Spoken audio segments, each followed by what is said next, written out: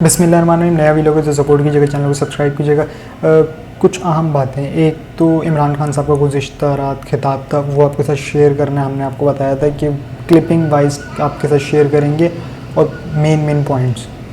उसके अलावा ख्वाजा आसिफ की स्टेटमेंट जो थी ख़वातीन के ऊपर, अब जब उन्हें माफ़ी मांगने आ गया तो उन्होंने मना कर दिया कि मैं क्यों माफ़ी मांगूँ और मैंने तो ऐसा कुछ नहीं कहा। उनकी क़यादत भी तो बोलती है। अब क़यादत क्या बोलती है ये आपके साथ मैं अभी शेयर करूँगा, लेकिन मैं आपको वैसे एक लफ्ज़ी थोड़ा सा हिंट दे दूँ। किसी ने दावत दी तो एक शख्स ने रिटेलिएट किया। अगर कोई दावत ना देता तो क्या वो रिटेलिएट करता, या ख़ुद से उसने कभी पहल की? कभी नहीं की। मैं आपसे ये पूछता हूँ कि अगर आपको ये कहा जाता, मैं भी आपके साथ क्लिप शेयर करूँगा एक, तो आप क्या कहते हैं? अब इमरान खान साहब ने क्या कहा वो आपके साथ शेयर करेंगे आगे जाके। उससे पहले आ जाते हैं इस पे इमरान खान साहब के ख़िताब पर, जो उन्होंने गुज़िश्ता रात ख़िताब किया है। कौम से बड़ा अहम ख़िताब था। एक तो उन्होंने बात की कि ख़वातीन के बारे में, जो ख़वातीन जेलों में, क्या उनके क्या कसूर है। जैसे सनम जावेद हो गई और तैयबा हो गई, वो तो पार्टी कारकुन भी नहीं है, तो उन्हें क्यों इस तरह से जेल में रखा हुआ है और इस तरह से उन्हें टॉर्चर किया जा रहा है। टॉर्चर इन सेंस के, याद रखिएगा कि इनके अपने बच्चे भी हैं इन ख़वातीन के। इन ख़वातीन ये जब इनकी पेशी होती है अदालत में, तो इनके बच्चे अपनी दादी या नानी के साथ उनके हमरा खड़े हुए होते हैं और देख रहे होते हैं अपनी वालिदा को। अब एक के ख़ावंद गए उसको देखने के लिए अदालत के, शायद रिहाई मिल जाएगी, वो उसको भी उठा लिया। ग़ालिबन कोई सनम जो है उनके शौहर थे वो। लेकिन इस तरह की फस्तायत छाई हुई है।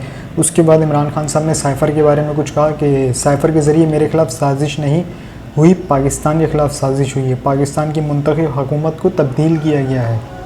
साइफ़र एक हकीकत है, ये बात तो सब ठीक है। लेकिन ये जो भिखारी अभी जो लगे हुए ना, कि एक ट्रेंड बनाया हुआ पटवारियों ने कि देखो वो कह रहा है कि वो साइफ़र नहीं था जो उस दिन लहराया था। तो भाई आपका इंतखाबी निशान शेर है, तो क्या आप ये ज़ू से जाके शेर लेंगे या जंगल से शेर ले आएंगे और जलसे में खड़ा कर देंगे कि देखिए चूँकि हमारा इंतखाबी निशान शेर है तो ये रहा शेर? ऐसा तो नहीं होता। या फिर उनका इंतखाबी निशान तीर है, तो वो जाएंगे, वो बिलावल साहब जलसे के लिए आएंगे, जब जलसे में स्पीच करनी होगी तो एक तीर कमान लेकर आएंगे, पहले तीर फोड़ेंगे उसके बाद स्पीच शुरू करेंगे। क्यों? क्योंकि इंतखाबी निशान तीर है। या इमरान खान साहब को ले लें, चूँकि उनका निशान बल्ला है तो जलसे में आए, पहले बल्ले से एक शॉट खेलें फिर आके स्पीच करें, तो ऐसा तो नहीं होगा। वो पेपर उस पर डिटेल्स लिखी हुई थी, यानी कि जिस तरह हम जब व्लॉग्स कर रहे होते हैं तो हम बुलेट्स पॉइंट्स बना लेते हैं कि मैंने इस टॉपिक पे बात करनी है, इतनी करनी है और ये मैंने बातें करनी है। तो वो एक तरह से वो बुलेट पॉइंट, और उन्होंने बताया कि ये इस तरह का एक पेपर मौजूद है जो कि फ़ॉरेन ऑफिस में पड़ा है। ये अपनी गुज़िश्ता प्रेस कॉन्फ्रेंस में क्लियर कर चुके हैं वो बात। लेकिन नहीं, भिखारियों को कहते हैं ना, अक्ल नहीं आनी। क्यों? क्योंकि इन्होंने बचपन से ही जानवर का गोश्त तो खाया नहीं। जानवर बोले तो छोटे, जैसे बचिया का, बछड़े का या बकरे का। खोता बिरयानी खा के तो बड़े हुए, तो अक्ल किधर से आनी है? फिर तो यही होना है। उसके बाद उन्होंने सहाफ़ियों के बारे में जब गुफ्तगू की, तो पहले ये क्लिप मुलाहिज़ा कर लें कि उन्होंने क्या कहा था सहाफ़ियों के बारे में। जिन्होंने सोशल मीडिया के बच्चों को सिर्फ ट्वीट्स के ऊपर उठा लिया और उनको तशद्दुद करके वापस भेजा, जो सहाफ़ियों के ऊपर जुल्म कर रहे हैं। इमरान रियाज जो अभी तक गायब है, पता नहीं कि किधर वो गया हुआ है। अदालतों बेबस हो गई हैं, अदालतों के पास भी वो भी हाथ खड़े कर दिए कि जी वो प्रोड्यूस करो एक सहाफ़ी, सिर्फ इसलिए, उसने तो कोई तोड़ फोड़ नहीं की थी, लेकिन सिर्फ इसलिए कि वो जुल्म के सामने सच बोल रहा था, उसको उठा लिया। जी, तो सुना आपने कि इमरान रियाज खान अब तक गायब है, पता नहीं कहाँ है वो, कहाँ उसको गायब कर दिया है। और हमारे चार सहाफ़ी जो मुल्क छोड़ के चले गए हैं, वो बाहर चले गए हैं, वो भी नहीं आ रहे पाकिस्तान। क्यों? इस फस्तायत की वजह से और इस रिजीम चेंज ऑपरेशन पे जो शब खून मारा गया है और इन भगोड़ों को, लुटेरों को, चोरों को, डाकुओं को मुसल्लत किया गया है। चलें ठीक है, मुसल्लत कर भी दिया तो आके भाई अपनी हुकूमत कर दे, हुकूमत कर लेते। ये इंतकाम, और इंतकाम होता है कि चलें मैंने तुम्हें 2 दिन जेल में रखा, तुमने मुझे 2 दिन में जेल रखा है, 3 दिन रखा है, ये इंतकाम होता है। इंतकाम ये नहीं होता कि उनके कारोबार सील कर दिए जाएं, उनकी घर मिसमार कर दिए जाएं, उनकी बहन बेटी चादर चार दीवार के साथ पामाली की जाए और उन्हें ख़वातीन के साथ बदसलूकी की जाए, ये आने वाले वक्त में इनके सब के गले में पड़ेगा। ये जिसने भी किया, चाहे इसमें जो भी मुलव्विस है, ये इन सब के गले में पड़ेगा। क्यों? क्योंकि अल्लाह इज़ द बेस्ट प्लानर। उसके बाद ये ख्वाजा आसिफ उर्फ रंगबाज, इन्होंने जो ड्रामा किया था ख़वातीन के बारे में, एक गलीज़ ज़बान इस्तेमाल की थी इस गटर ने, तो उसके बारे में इमरान खान साहब ने क्या कहा, ये देखिए।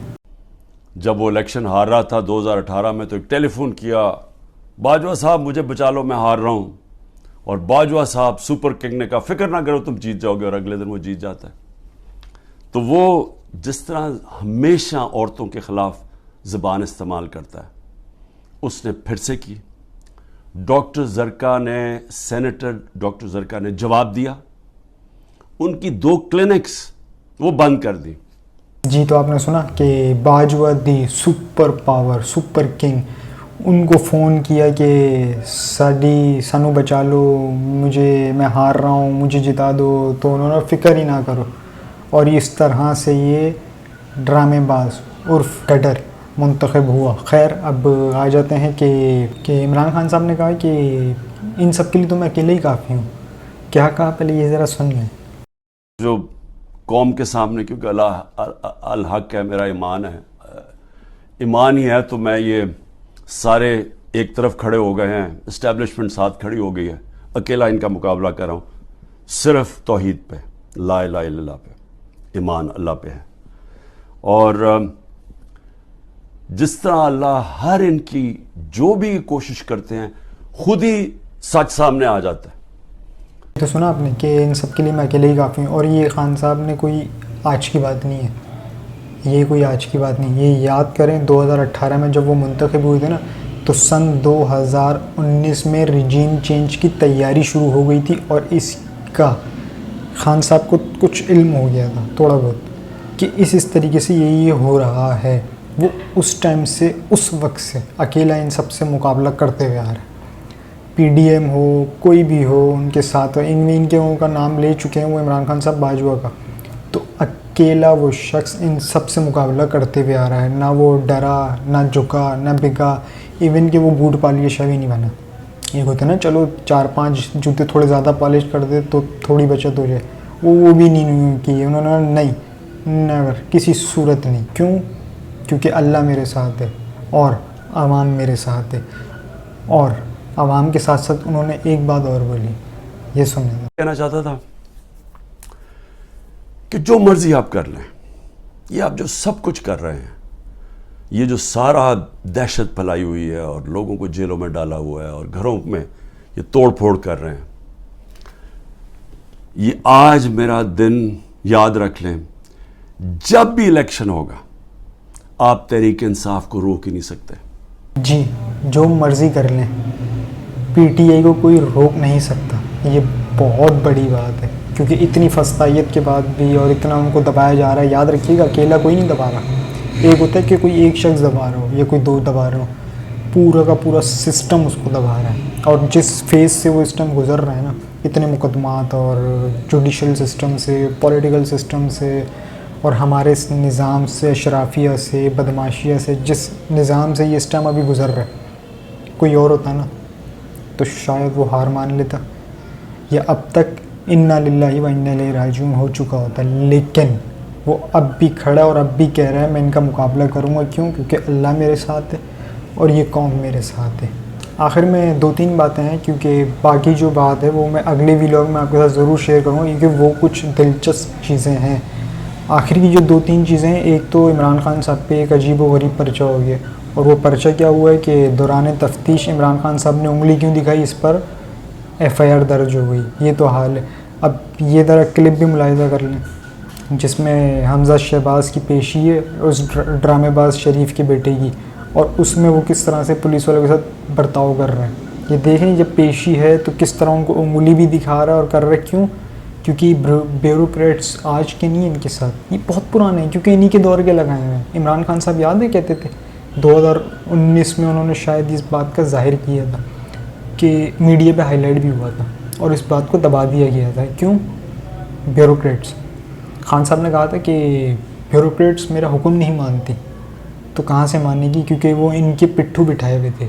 क्यों? क्योंकि सारा साल क्या चला है, मेरी बारी तेरी बारी, तेरी बारी मेरी बारी, मेरी बारी तेरी बारी, तेरी बारी मेरी बारी, ये तो चलता रहा। खान साहब ने स्टेटस को 2018 में तोड़ा। अब खान साहब चाहते तो वो अपनी भर्तियाँ कर लेते, उनके अपने इतने कारकुन थे, रिश्तेदार थे, रज़ाकार थे, भर देते, ब्यूरोक्रेट्स भर देते अपने। लेकिन उन्होंने ऐसा नहीं किया। उन्होंने पहले ही कहा था मैं जो करूँगा मेरिट पे करूँगा, और इस चीज़ का मैं गवाह हूँ क्योंकि मैंने अपनी आंखों से देखा वो मेरिट होते हुए। इवन कि मैंने ये शौकत खानम जो हॉस्पिटल है इसमें भी मैंने मेरिट होते हुए देखा है। एक हमारे बहुत ही कोई करीब के हैं, वो बड़ी कोई पहुँची हुई फ़्लाइट है, और ख़ान साहब से पीटीआई से कोई करीबी है, ख़ान साहब से तो नहीं है। लेकिन इसके बावजूद उनके करीबी किसी रिश्तेदार में किसी को कैंसर डायग्नोस हुआ तो उन्होंने सिफारिश लगवाई मेरी आंखों के सामने। उन्हें ये नहीं कहा कि आप कल आ जाना या आप अभी आ जाए, उन्हें नंबर दिया गया और उन्हें बहाल वो कहा गया कि ये नंबर है आपका, ये आपका नंबर आ जाएगा, आप आ जाइएगा। क्यों? Merit system. वो शुरू से एक ही बात कहते रहा, merit system merit system merit system. अच्छा, 2-3 चीज़ें थी। एक तो शब्बर ज़ैदी, अभी उन्होंने शाजिब खानज़ादा को एक प्रोग्राम में इंटरव्यू दिया। एक तो वो कि उनके पंचर किसने ढीले कर दिए, ये आपके साथ शेयर करना है। और इसके अलावा 2-3 स्टोरीज़ और हैं, और एक स्टोरी है सोशल मीडिया के हवाले से कि कुछ रात की तारीखें में भिखारी दानिश्वर बैठे हैं और उन्होंने सोशल मीडिया के कवानीन पर क्या क्या गौर शुरू किया है, और वो इम्प्लीमेंट होगा, वो कानून इम्प्लीमेंट होगा। क्यों? क्योंकि इन भिखारियों के पैर फूले हुए हैं, इसलिए वो इम्प्लीमेंट होगा। और वो कैसे होगा वो मैं आपके साथ तफसील जारी शेयर करूँगा।